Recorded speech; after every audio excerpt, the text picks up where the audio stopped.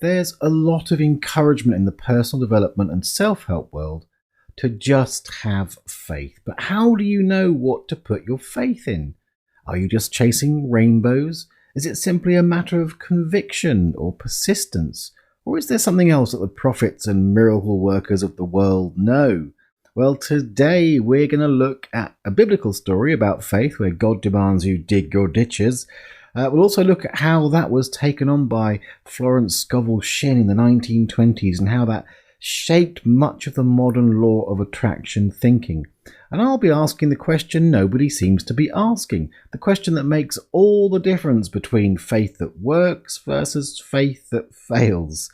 Plus, if you're a facilitator, a coach, or a therapist, you'll hear how this is particularly pertinent to doing your best work with your clients. So let's dive in.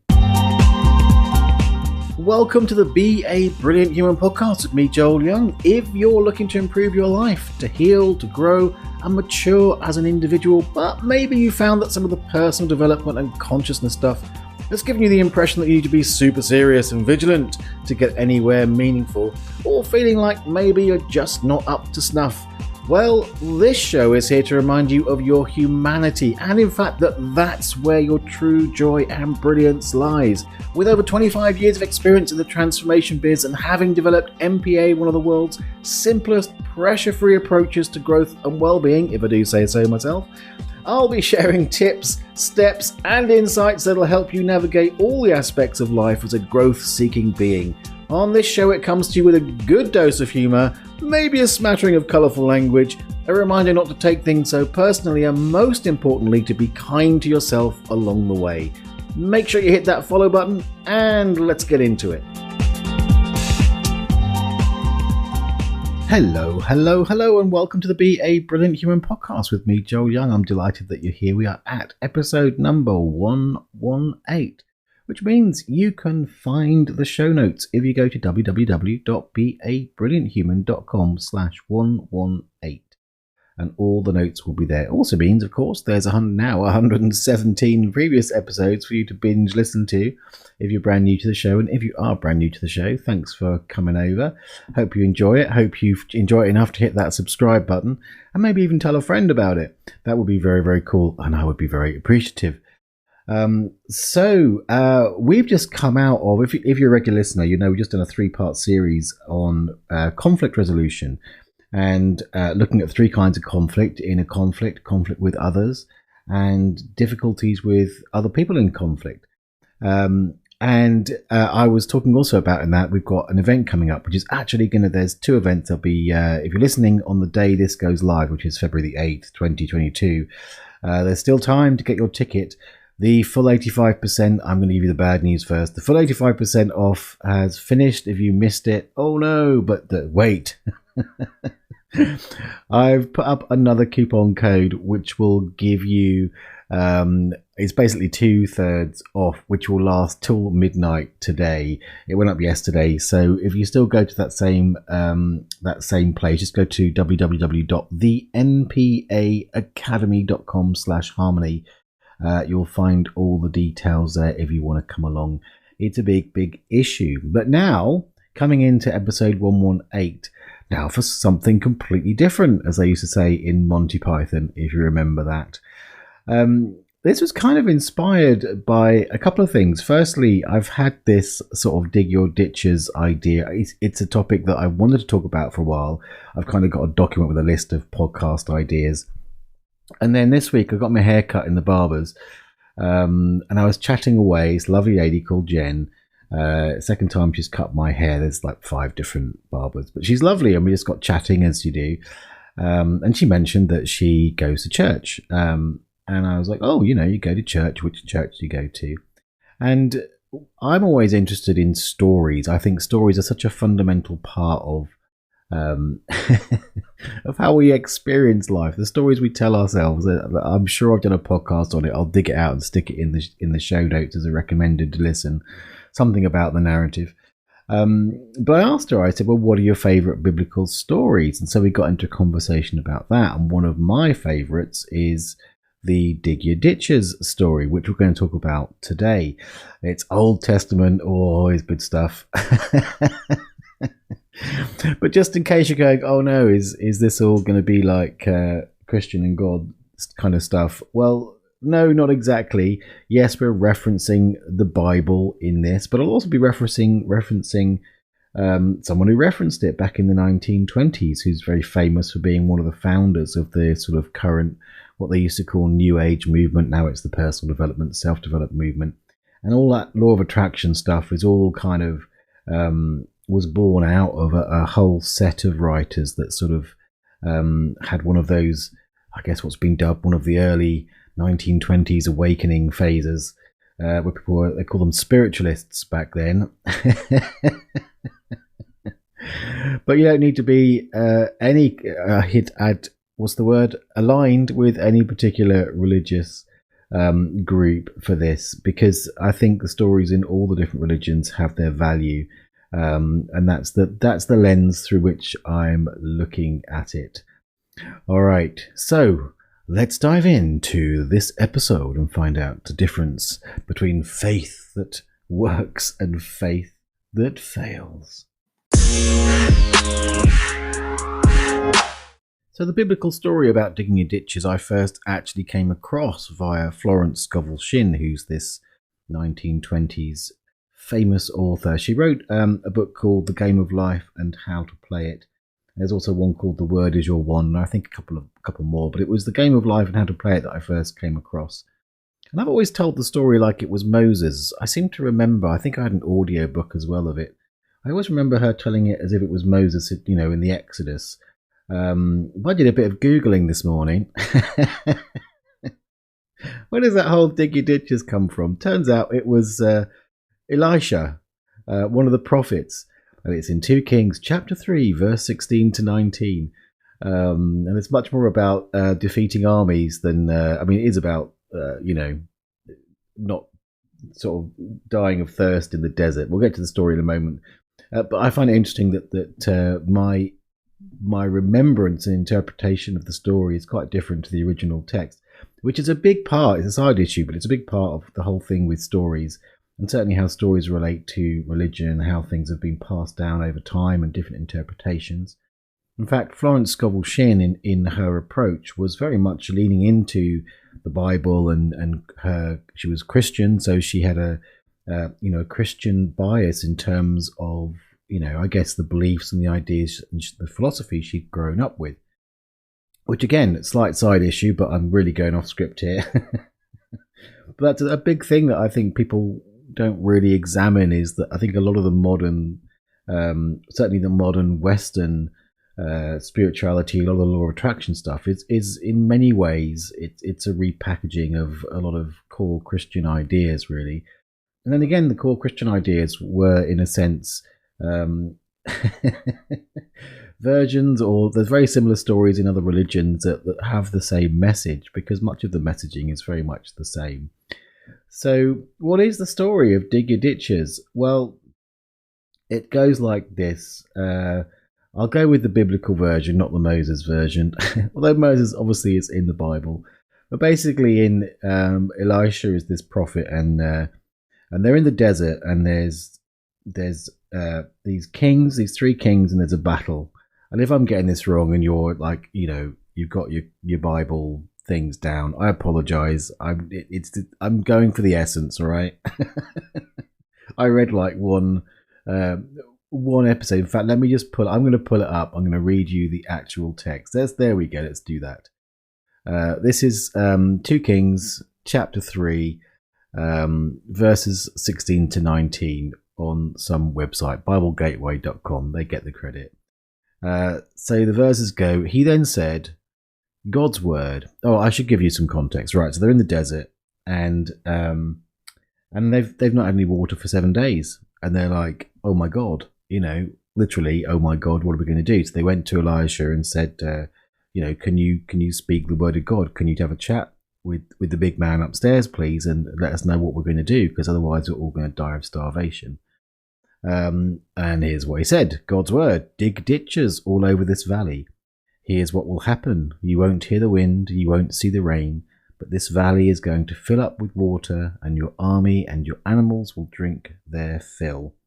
This is easy for God to do. He he will also hand over Moab to you. I guess that was someone important to them. I think it was the enemy. You will ravage the country, knock out its fortifications, level the key villages, clear-cut the orchards, clog the springs, and litter the cultivated fields with stones. Ah, the Old Testament. You gotta love it, right? But basically, pretty much the way I remember the Moses version of it was basically they were just starving. God said, dig your ditches. And the point was that it's not something that is a natural thing to do. They're all knackered, starving. That sounds like a lot of hard work with no evidence that it will make any difference whatsoever. But what happened in both versions of the story that I know is that it rained. It wasn't going to rain, but it was actually kind of a flash flood happened in the valley. They dug ditches all over the valley. The ditches collected the water. Indeed, their animals and their soldiers all drank. And then I read a bit more about the, the biblical version. And the Moab, which I think, again, was the adversary, saw the reflection in the water, thought it was the blood of the three kings fighting, and then just wandered into the valley and were duly slaughtered in a very Christian manner. And there was a victory, right? So that's the story. So the message and what I originally took from Florence Scovel Shinn was, are you digging your ditches? And the way that she interpreted this was the message being, you've got to come from a place of expectation. Act as if it's already happened, which you may well recognize from all of the law of attraction stuff in the modern day and The Secret and all those kind of things. Act as if it's already happened. It's a lesson about faith. It's kind of a good message in a way. In fact, I'm going to pull up now because I was a very researchy morning this morning. Exactly the sort of evidence that Florence Scovel Shinn uses when she talks about digging your ditches. She gives an illustration with a story. So I'm going to read it out to you. And this is taken from the game of life and how to play it.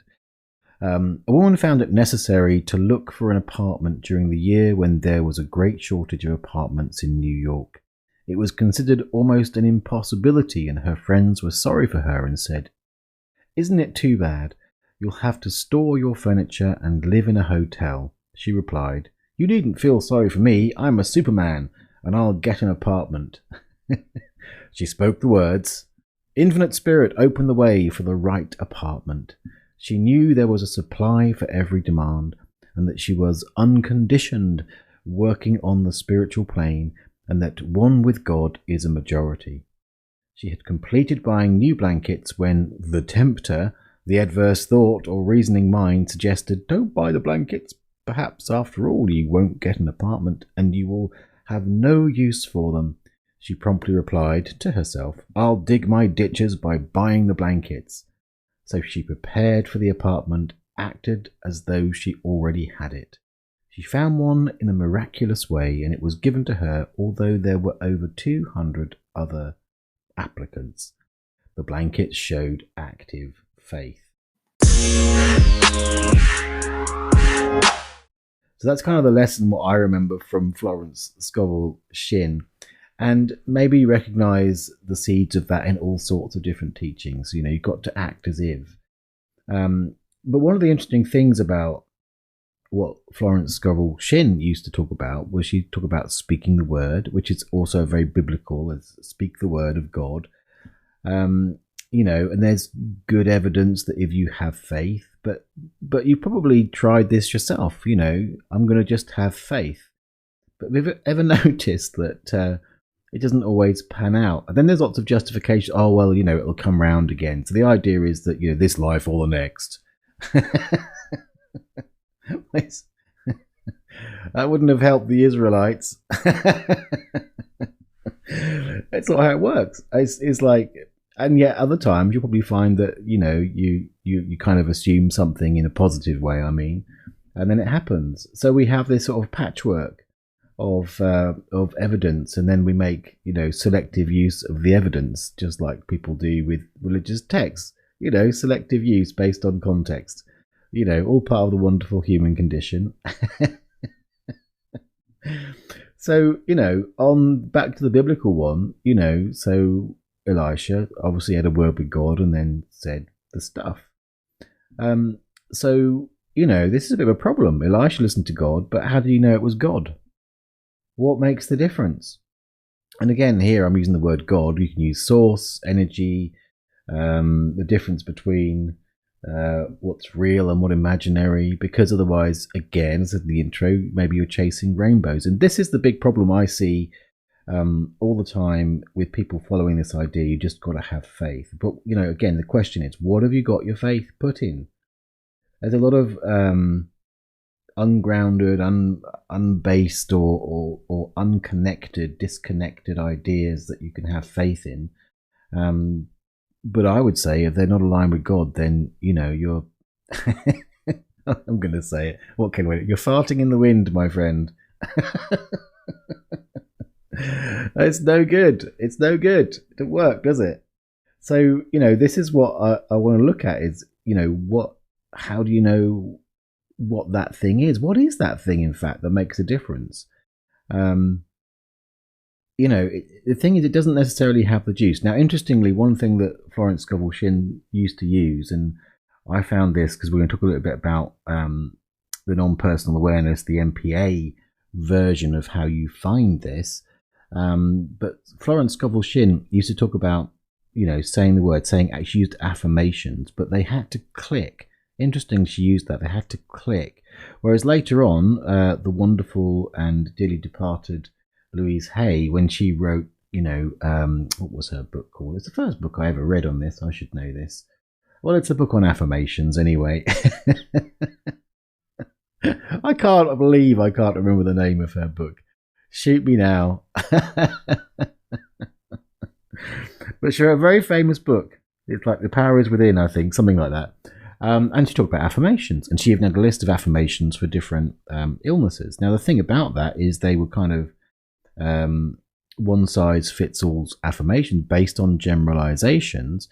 And the reason people had an issue with them is because it was pretty much saying, you just got to repeat it until you sort of basically bash it into your brain enough so that it becomes real. To a degree that will work, but fundamentally, if the words are not clicking with you and with God, or with the universe, or with the totality, whatever you want to call that, then again, you're doing this repetition based on a certain emptiness. And this is kind of the bit that makes the difference, that is the juice. So, and I would put it down to the fact that the words need to be sort of connected and aligned. Now, in MPA, non-personal awareness, again, if you're brand new, you're going, what's he talking about? So I'm most known for the MPA process, a simple 6-line process that helps you stop taking things personally. And if you come deeper into the non-personal philosophies, then you'll discover it really is all about this. And we call it animation. It's following the animation. Now, animation is a word that I picked very consciously because it speaks to things being moved, becoming alive. And the thing about where to find God, God is where the animation is. Source is where the animation is. And it's kind of a trick. It's like what's already moving. If you move along with it, then you're going to follow the miracle zone. That's how it goes. This is something that I teach. It's like really at the core of MPA mastery. When I train people to be MPA practitioners, they're getting the wonderful, 34 frames for all sorts of different specific situations. We're going in depth into working with MPA in different things. But ultimately what they're really getting, and what my real passion is, and the true kind of meta benefit of doing that training, is you learn to commit to the animation. And you learn what it takes to do that, which means you put yourself firmly in the effortless miracle zone when it comes to working with your clients. So, because miracles aren't really about faith. Now, that may be a bit of a heresy statement, but here I am, Joel Young, 21st century heretic, what can I say? But they're not really about faith. They're about, I would say the prayer is the art of aligning with what's already becoming. So when Moses parted the Red Sea, he just was aligned with probably an event, that there are mechanisms in the physical realm that have to take place for those miracles to happen. But you line up with them, and then they're effortless. He didn't have to sort of strain. Well, I don't know, but I'm hallucinating here, that he didn't have to strain to part the Red Sea. He just raised his hand at just the right time, because he was in alignment with animation, or did just the right thing, and the sea parted. There was probably if a tsunami was coming, it probably just emptied the thing for a while, the way that the Earth does that from time to time. But he was in the right time, at the right place, with the right thing, because he was lined up with the animation. It was what God was already up to. And I think most of the amazing prophets and miracle workers of the world and over history have just had that ability to notice where God's waving at them, where the animation is, right? So in a way, they're ahead of God's curve. It's a great trick, but it's the thing that makes amazing things possible, because, again, from the non-personal perspective, you're not using your own personal efforts. You're leveraging the power of something much bigger than yourself.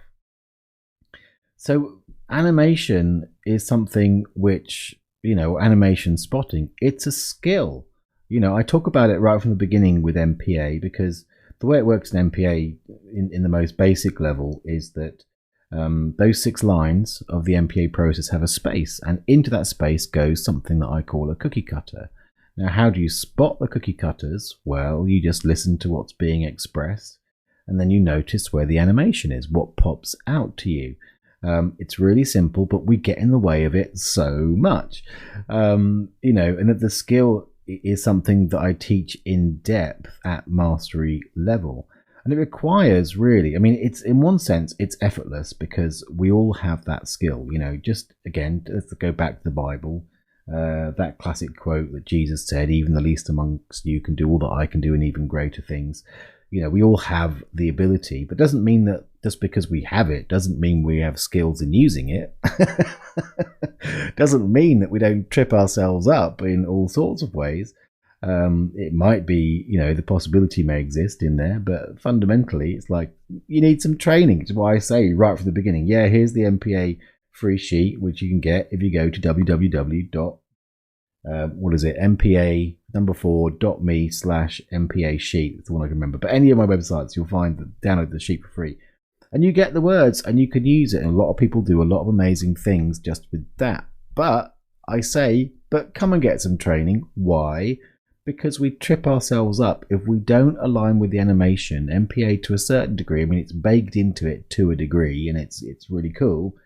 But like most of these tools and things, if you're not working in that energy, then you're not giving it the best fuel. You're not using it at its most effective. So what you really need is that energetic sensitivity to life, to movement. Life itself is just it's just movement, really, and spotting what's already becoming. Now, that actually requires you have no agenda and you bring in no dogma, which is a large part of the first 2 blocks of mastery, is really drilling. We do things called crucibles, where the participants of mastery, they say, okay, right, we're going to do this process. Okay, participant A, you be therapist, participant B, you be client, go. And then what comes out is all the agendas and dogma.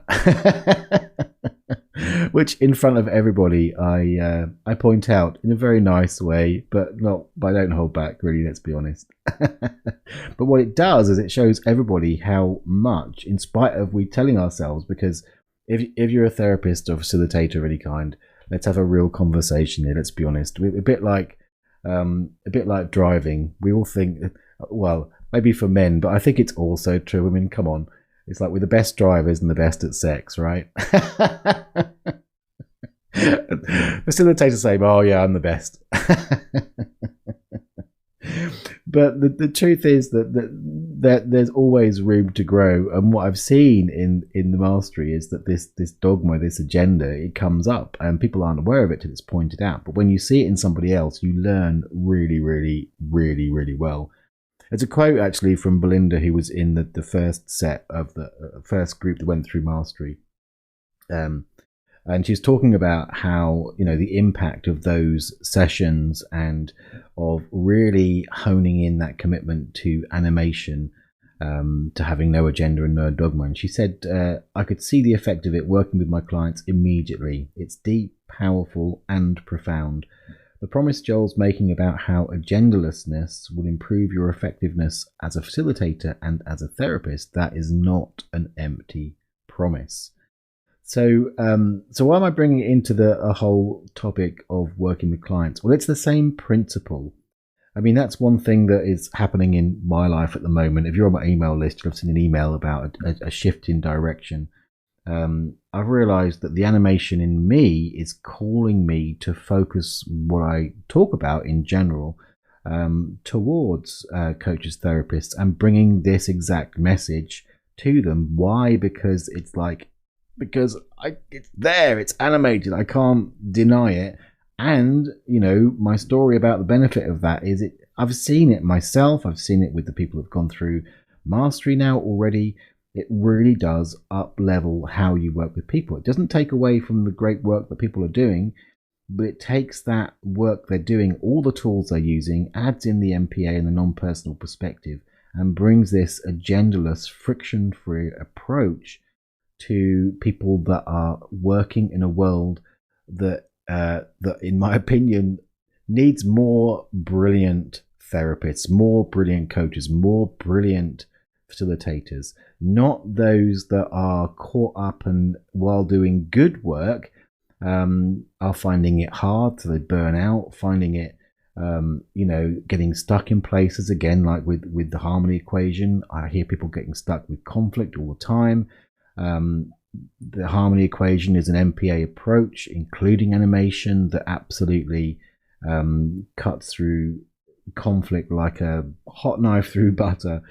But this is part of my own animation, and it's important as I talk to you here on the Be a Brilliant Human podcast, even if I'm talking to you probably a lot more now in terms of coaches and therapists. All of the principles are applicable across contexts in your own personal development, for example. So one of the ways, say, with working with clients that makes a difference when you commit to animation is it helps with the pacing, knowing where the client is and the right thing happening at the right time, like I said with Moses, and it sort of has that sort of alignment and that power beyond the self.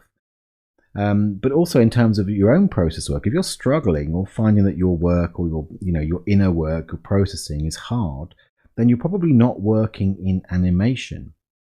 And again, it's really designed for people who are already therapists or want to become therapists or practitioners or whatever label you want to use for that. But also, it's great if teaching you across the board if you want to get this animation thing down. So coming back to faith, my whole point really here is that, so in the context of working with clients, it's not like, oh, I must have faith in myself. Faith is one of those things that once you have it, it's just there. Same with animation. When you commit to the animation, you practice it. Like anything in this life, the more you practice it, the more you hone that skill, the more you iron out the subtle blocks and nuances of it, the more automatic it becomes. So you can go into a session with absolute confidence, knowing it's going to be effortless, smooth, it's going to be just the right thing at just the right time. And of course, this translates, as I've had feedback from those who went through mastery, into your life. So if you take away anything from this, it's like when you consider, what are you putting your faith in? When you consider that whole idea of act as if it's already happened, is it animated? Is it truly aligned? Is it where God is already speaking to you? Or is it an idea, ungrounded and unconnected? It's someone else's idea, maybe. Are they words that you've been given by somebody else? Are there words you can use to describe or point to this energy that is more aligned for you? So I'm really inviting you to this more subtle, nuanced discussion around this whole idea of just believe it and it will be true and it will happen, or just have faith and it will happen. I'm not knocking that as a principle. I'm saying be more nuanced about where you put your faith. And if you want to learn that skill, get more into learning and training within the MPA context. I say it's baked into it.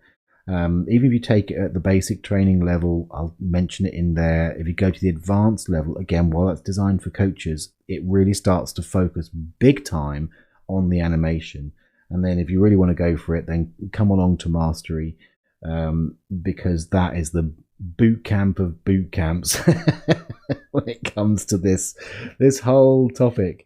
So I better tell you where to find those things. Firstly, if you want to check out what Mastery is all about, you can go to www.thempaacademy.com/NPA Mastery. You'll find it there.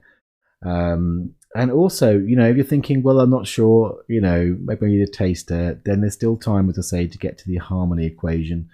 Again, the harmony equation is an MPA. We focus on the integration frame. The harmony equation is like the magic piece of the puzzle into which then we do some MPA, some non-personal awareness processing, which makes it the integration frame. It's like 3.5-4 hours on either Thursday morning or Sunday afternoon. If you're listening in the future, the dates will be different. Check out the website and see what the next dates are. And a chance to sort of learn a really powerful conflict resolution tool that's so easy and my God, it's like magic. So go to www.thempaacademy.com/harmony if you're interested in having a look at that. Well, that's me wrapped up for today. I hope you've enjoyed this. Do let me know, and if you think this has value to someone you know, please go ahead and tell them about it. And if you haven't subscribed already, I'd love you to do that. Other than that, I will see you next time. Have a beautiful, beautiful day. Thanks so much for listening. If you've enjoyed this show, I'd love you to do me a solid and tell someone about it. They can find us on Spotify, Apple, Google Podcasts, and most other podcast platforms. Plus, if you visit the website, www.BABrilliantHuman.com, you can share the show notes to social media and make my day. Also, make sure you hit that follow button, and if you haven't yet downloaded the MPA process sheet, head on over to joelyoungmpa.com and get your free copy today. Big love, and see you next time.